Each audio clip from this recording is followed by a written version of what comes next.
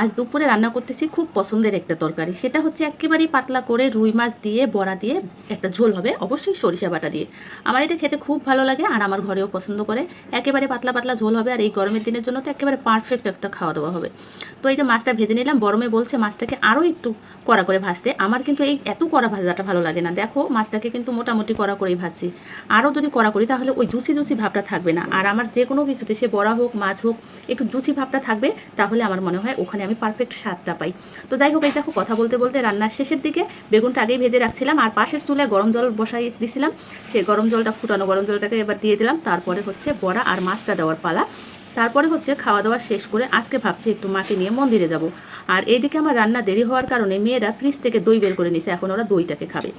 তো ফ্রিজ থেকে দই বের করে খাওয়ার পরে ওদের যেটা হলো, অবশেষে ভাত আর খেতে পারিনি, কারণ দুপুরের খিদাটা ওদের নষ্ট হয়ে গেছে দই খেয়ে।